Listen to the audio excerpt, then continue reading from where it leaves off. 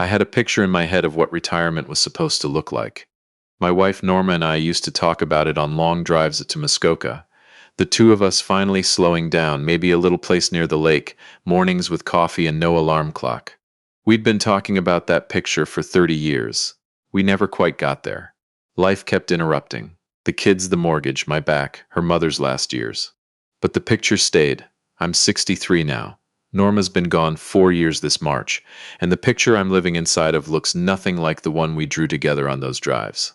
What I have, instead, is a memory of standing on a highway shoulder outside of Barrie at 2 in the morning, watching the tow truck pull away with our car, no cell signal, my daughter not answering her phone, and my son-in-law's voice in my head saying the words he'd said to me 3 weeks before that night.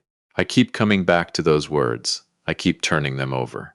I'm going to tell you what he said, but first I have to back up, because it won't mean anything without the context. My son, whose name is Owen, wait, I can't use that name. Let me start over on the names. My daughter's name is Heather. She's 34. She married a man named Scott Emberley about 6 years ago, and I tried from the beginning, I genuinely tried to like him. He wasn't easy to like.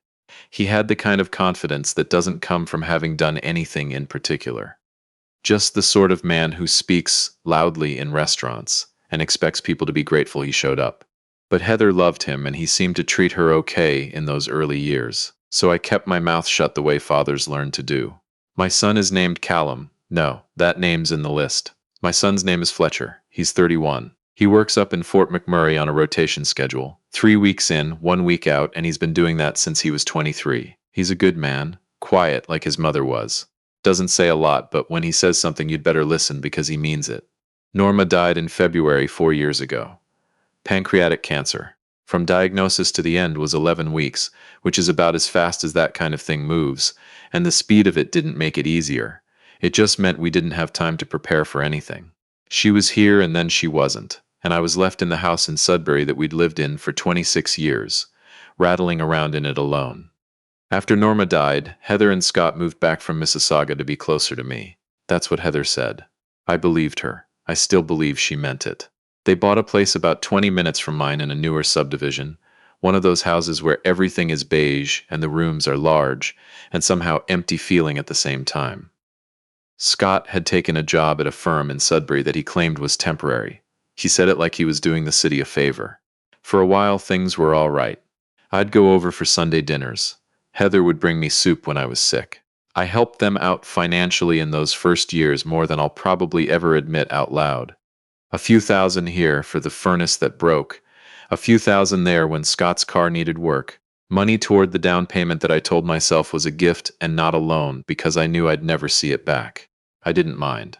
Norma and I had saved carefully our whole lives. It gave me something to do with the money, and it gave me a reason to feel useful. The trouble started, or at least I started noticing it about 2 years in. Scott began making comments about the house. Not my house, his house. About how my visits were frequent. About how I popped by unannounced, which wasn't true. I always called ahead. About how Heather needed space to be a wife and not just a daughter. He said that last part to me directly one evening when Heather was in the kitchen, and he thought he could say it quietly enough that she wouldn't hear. I looked at him for a long moment and I said, I understand, because I didn't want to make things hard for Heather. And I drove home and I sat in Norma's chair and I thought about what he'd actually said to me. What he'd said was, you are in the way. I pulled back. I visited less. I stopped coming for Sundays after a while. Let Heather initiate instead. She didn't initiate as often as I'd hoped, but I told myself that was just life. Young couples are busy. I was the one who needed to adjust my expectations. Fletcher called me every week from Fort McMurray, and I'd tell him things were fine, because what was he going to do from up there? And what would it accomplish to worry him? Then last January, I had a fall. I know how that sounds. I know what people picture. I want to be clear that it wasn't a bad fall. I didn't break anything. I wasn't hospitalized. But I slipped on the ice on my back steps, and I went down hard, and I lay there in the cold for about 15 minutes before I could get myself up.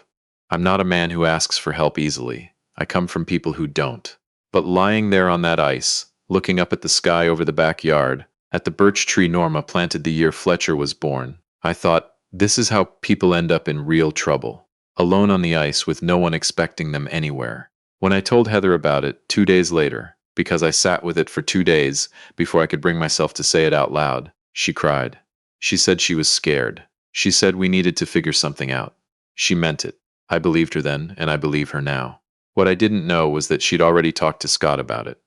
What Scott had apparently said was that I should consider a retirement residence. He said this not to me but to Heather, and Heather didn't tell me he'd said it, and it came out later in a way that I think embarrassed her, the way things come out that have been kept back too long. But before it came out, something else happened. Fletcher came home from his rotation in the second week of March. He always stayed with me when he was on his week off. That was the arrangement we'd had since Norma died, and it suited both of us. He'd sleep in his old room. We'd watch the game in the evenings. I'd make the short ribs he liked. It was 1 week out of every 4, and it was the week I looked forward to most. Scott didn't like it. I found this out from Fletcher, who found it out from Heather, who'd apparently been told by Scott that my house was fine for retirement, but that Fletcher's visits made the whole arrangement too comfortable, as if that were a problem. Scott's theory, which Heather relayed to Fletcher somewhat apologetically, was that having Fletcher around every month gave me less incentive to integrate into a community of people my own age. I want to be careful here because I'm 63 years old, and I have some capacity to hear a perspective that isn't mine and give it a hearing. I gave that one a fair hearing. I sat with it. I tried to find the part of it that came from a reasonable place. I couldn't find it. Fletcher didn't say much when Heather told him. He just said, "Okay," and changed the subject, which is Fletcher's way of indicating that the conversation is over for him, but not over inside his head. He mentioned it to me that evening, quietly, while we were doing the dishes after dinner. He said, "Scott thinks your setup over here is too cozy." He said it almost like a joke. I laughed. But I noticed he didn't. Things were fine for another couple of months. Spring came. I got the garden going. I'm not a man who does a lot of decorating or redecorating. The house still looks mostly the way it did when Norma was alive, because that's how I want it. But I do the garden every year, and it's where I spend most of my time from May through September. Norma's rose bushes along the side fence, the tomatoes, the raised bed for beans that Fletcher built me 2 summers back. In May, Heather called to say she was pregnant. I was so glad. I held the phone and I didn't quite trust myself to speak for a moment, because Norma would have been so glad, and I felt that the way you feel things when someone's gone, glad and sad in the same breath. I said congratulations. I said I was over the moon. I meant every word. What I didn't account for was what it would mean, in Scott's mind, to have a baby coming. About 3 weeks after the pregnancy announcement, Scott called me directly. This was unusual. He normally communicated through Heather, or when we were in the same room, which wasn't often. He called me on a Wednesday evening while I was in the garden, and I sat down on the bench by the roses to take it. He was polite. He used his good phone voice, the one he used at his firm. He said he and Heather had been talking, and they wanted to make sure I was set up well before the baby arrived, so I wouldn't feel left behind during the transition. Those were his words, left behind. As if a grandchild arriving was something that might leave me behind. He said they thought it would be a good time to look at options. He said there was a very nice place called Brookview Gardens out on the East End, newer building, good amenities, not far. He said he'd already taken the liberty of getting some information from them, and the 2-bedroom suites were very comfortable and not unreasonably priced. He had numbers ready. He'd done research on my behalf without asking me first, while I was out in the garden not knowing any of this was being planned. I said I wasn't interested. He said he understood, and that there was no pressure, and that he just wanted me to know the option was there. I said thank you, and I went back to my tomatoes, and I stood there in the late light with my hands not quite steady, trying to figure out what had just happened to me. What had happened was this. My son-in-law had decided, at 63, that I was ready to be filed away. I called Fletcher that night. He was on rotation, couldn't talk long, but I told him about the call, and he was quiet in that way of his, and then he said, "He called you directly, not a question, just repeating it back." "He called you directly, without Heather on the line." I said yes. Fletcher said, "Okay, I'll be home in 2 weeks." Heather called me the next day. She was gentle about it. She said Scott meant well. She said it had come from a caring place. I didn't push back. She was pregnant. She didn't need the stress. But I told her clearly and without raising my voice that I was not ready for a retirement residence, and that I'd like that to be the end of the subject for now. She said okay. She sounded relieved. I think she'd expected me to be angrier. The 2 weeks between that call and Fletcher coming home were quiet. I worked in the garden. I drove out to see my old friend Dennis for coffee one afternoon. Dennis and I have known each other since we were in our 30s. We built a deck together once over a long weekend. I consider him the person I can say anything to. I told him what was happening. He said, "Tell them to mind their own business," which was Dennis being supportive. I said I was trying to figure out the right way to handle it. He said there probably wasn't a right way, just various wrong ones, which is the kind of thing Dennis says, and which in this case I was afraid was true. Fletcher came home on the last Friday of May. He came straight to my house from the airport like he always did, dropped his bag in the front hall, accepted the beer I had waiting for him, and sat down at the kitchen table. He didn't bring up Scott right away. We talked about the rotation, about the guys up there, about hockey, about the garden. We had dinner. It wasn't until after dinner, when we were sitting on the back porch watching the light go out of the sky over the birch tree, that he said anything. He said, "I think you should let me look into the legal stuff." I said, "What legal stuff?" He said, "The money you gave them, the down payment. I want to know what position that puts you in if things go sideways." I told him I'd given it as a gift. I'd never expected it back. I wasn't interested in making it into something ugly. He said, "I'm not talking about making anything ugly. I'm talking about knowing what you're dealing with." I thought about that. I said, "Fletcher, what are you thinking is going to happen here?" He looked out at the birch tree. He said, "I don't know, Dad. I just don't want you standing on a highway somewhere at 2 in the morning with nothing sorted out." I didn't know then why he'd said it that way. I thought it was just a metaphor. I thought he was speaking generally about life going wrong unexpectedly. He was not speaking generally. He knew something I didn't. He'd talked to Heather the week before, while he was still up north. He hadn't told me what they'd talked about, and I didn't ask, because Fletcher keeps his own counsel, and I've learned not to push. But he'd talked to her, and something about that conversation had left him worried in a specific way. What came out over the following weeks, piece by piece, the way things come out when everyone is trying to be careful, and still the truth finds its way through. What came out was this. Scott had been talking to a financial planner. Scott had been expressing concerns about what he called my long-term care liability. He had done projections. He had talked about the equity in my house and what might need to happen to it if I ever needed serious support. He'd used the phrase family assets in a way that included my house in that category. My house. The one Norma and I bought, the one I'd lived in for 26 years, the one that had never been their asset in any sense whatsoever. Scott, it turned out, had been building a case. Quietly, politely, with a financial planner and a good phone voice and a pamphlet from Brookview Gardens. I sat with this information for several days. I didn't call Heather. I didn't call Scott. I worked in the garden in the mornings, and in the afternoons I drove places without much purpose, out along the highway toward Espanola, once out past Kelmsford, just to be in motion while my head did what it needed to do.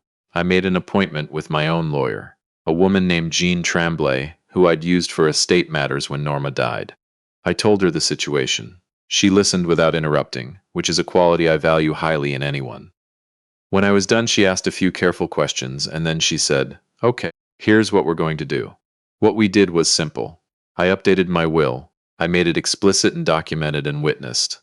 I removed Scott Emberley as a secondary beneficiary on anything he'd been attached to, which wasn't much but which closed a door I hadn't realized was open. I set up a family trust for Heather's share that would be structured so that in the event of a divorce, her husband would not benefit from it. Jean explained this to me in plain language, and I signed what needed to be signed, and when I walked out of her office on a Thursday afternoon in June, I felt something that I hadn't felt in several months. I felt like the ground was under my feet again. I didn't tell Heather immediately. I thought about how to tell her, and I thought about whether to tell her, and eventually I decided that the only way through was honestly and directly, because Norma always said that anything you bury eventually becomes a foundation problem. Norma was right about most things. Fletcher was home for his June rotation when I told Heather. I asked her to come over for dinner. Just her, I said, just the two of us. I'll make your mother's chicken pot pie. She came. We ate. We talked about the baby. She was starting to show by then, and there was something so much like Norma in the way she moved when she was tired that it caught me off guard more than once during that dinner. After we ate, I told her what I'd done and why I'd done it. I told her everything Scott had said to me in the garden call. I told her what I'd learned through Fletcher about the financial planner conversations. I told her about Jean Tremblay and the updated will and the trust. She was quiet for a long time. Then she said, "I didn't know about the financial planner." I believed her. I still believe her. I think there are things Scott does in that confident way of his that he decides are taken care of, and doesn't bother to mention because he considers himself the one who handles things. I think Heather has been living with a man who has been making decisions without telling her and calling it taking care of her. I think she has been starting to feel that too, and that my telling her this was not a surprise, in the way it might have been a year ago, she cried. Not angry crying, sad crying, which is different and harder to sit with. I held her hand across the table the way I did when she was small and something had scared her. I said, "I'm not going anywhere. I'm 63 years old and I'm in good health, and I have a garden and a son who comes home every month and a grandchild coming, and I plan to be here for all of it. But I'm not going to Brookview Gardens, and I'm not a family asset, and I need you to know that I know what was happening." She said, "Dad, I'm so sorry." I said, "I know you are."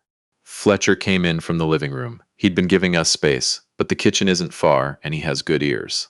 He poured himself a coffee, sat down, didn't say anything. Just being there, which is Fletcher. The next weeks were harder than I want to describe in detail. Heather told Scott what I'd told her. Scott, from what Heather later relayed, did not take this well. He was not apologetic. He was strategic. He had explanations and framings, and he positioned everything as having been done in my best interest, in the family's best interest. He said I'd been unduly influenced by Fletcher. He said Fletcher had inserted himself into a situation he didn't understand. He said a lot of things, apparently, in that quiet dinner table voice of his. What he didn't do was call me. He didn't call me because he knew that whatever he said to me directly I would remember exactly. He could manage Heather. He couldn't manage me. There came a night in July when things came to a point. I was driving home from Dennis's place. We'd had a late dinner. I'd stayed longer than I meant to because we were talking and time got away from us, and somewhere on the highway outside Barrie, my car started losing power. The engine just sort of gave up, the way things sometimes do, without much ceremony. I pulled over onto the shoulder. It was after midnight. The highway was mostly quiet. I called a tow truck through CAA. I've had the membership for years. Norma insisted on it, said it was the most sensible thing we ever paid for, and she was right, and I sat in the car and waited. While I was waiting, I called Heather. I wasn't in trouble. I had the tow truck coming. I had my coat. But I was 63 years old on a highway shoulder in the dark, and she was my daughter, and I called her. It went to voicemail. I didn't leave a message. I texted her. "Car broke down outside Barrie, waiting for tow. I'm fine, just letting you know." The tow truck came. The driver, a man in his 50s who smelled like coffee and didn't ask unnecessary questions, took me to a garage in Barrie and said they'd look at it in the morning. I called Fletcher, who was on rotation, but picked up on the second ring. He immediately started working out logistics. Could I get a motel? Did I need him to call someone? He'd book me something right now. I said I was fine. Just tell me where there's a decent place to stay in Barrie. He booked me into a Holiday Inn while I was still on the phone with him. Heather texted back at 6:15 in the morning. She said she was sorry she'd missed my message. She'd had her phone off. She asked if I was okay. I said I was fine. She didn't call to check. Scott didn't reach out at all. I sat in that Holiday Inn room the next morning with bad coffee from the machine in the hallway, and I thought about what Fletcher had said to me on the back porch in May. About not wanting me standing on a highway at 2 in the morning with nothing sorted out. He'd said it like a metaphor, and it had turned out to be a literal description of events. I almost laughed. I probably would have laughed if I hadn't been so tired. The car needed a new alternator. It cost $940, which I paid without telling anyone, and I drove home the following afternoon. When I got home, there was a message from Scott on my landline. I still have a landline. Norma wanted one. I've never gotten around to canceling it, and he had left a voicemail. He said he'd heard I'd had car trouble. He said he hoped I was all right. He said he'd been thinking, and that he and Heather really did feel that given everything, perhaps it was time for a frank conversation about my living situation. He said the word frank, the way people say it, when they've planned everything they're about to say. He said Brookview Gardens had a waiting list, and they'd hate for me to miss the window. I listened to that voicemail twice. The second time I listened to it, I noticed I wasn't angry. I'd been angry for months quietly, and somewhere on that highway shoulder I'd apparently left the anger there because I didn't have it anymore. What I had instead was clarity. I called Heather. I said, I need you to come over. Not with Scott. Come by yourself. She came the next day. She looked tired. She was 6 months along by then, and the summer had been warm, and I think she'd been carrying more than just the pregnancy. I made her tea, and I sat across from her at the kitchen table, where we'd had every difficult conversation since she was old enough to have them. I said, I want to talk about your marriage. She said, Dad, I said, I'm not asking you to leave him. That's your decision, and it has nothing to do with me. But I want you to hear what I've been watching happen to you, because I'm your father, and your mother isn't here to say it, so I'm going to. She didn't interrupt. I told her what I'd seen. Not about the money or the house or the financial planner. I'd already said all of that. I told her what I'd seen of her. How she'd gotten quieter over the years. How she always checked, half-consciously, before saying something, as if measuring whether it was the right thing to say. How she'd stopped bringing up things that might cause friction, which meant she'd stopped bringing up a lot of things. How she'd texted me instead of calling for about a year, because phone calls take longer and require privacy.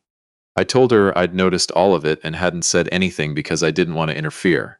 I said, I'm interfering now, not in your marriage, in how you're doing. She was quiet for a long time. Outside, the birds were on the feeder I'd put up in Norma's memory along the side fence. She said, I don't know when it got like this. I said, that's usually how it works. What happened after that is Heather's story and not mine to tell completely. What I can tell you is that she started seeing someone, a counselor, through her work benefits, and that the conversations she and Scott have had since then are different. Whether they lead somewhere good or somewhere else, I can't yet say. She's asked me not to expect too much too soon. I'm trying to do that.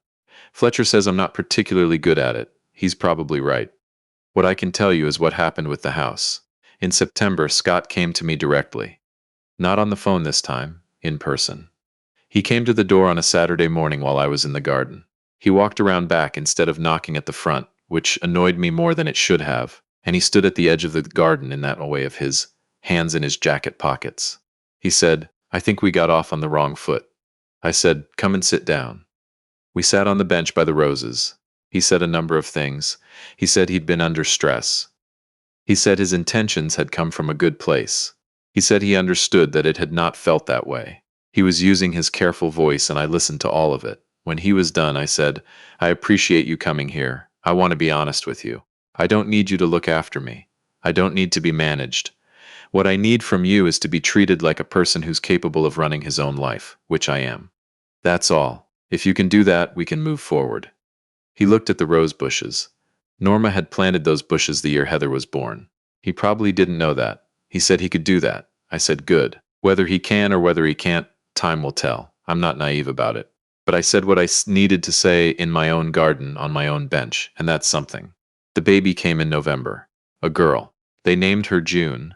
I didn't say anything about the name. It wasn't my business.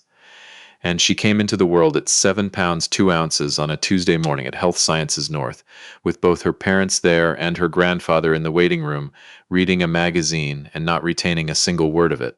When Heather came out and said I could come in, I followed her down the hall and into the room, and I looked at that baby and I thought of Norma. I always think of Norma, the birch tree she planted, the roses she put in the ground, the CAA membership she insisted on, the way she used to say that anything you bury becomes a foundation problem. I held my granddaughter for the first time and I thought, here you are. Here's what all of it was for.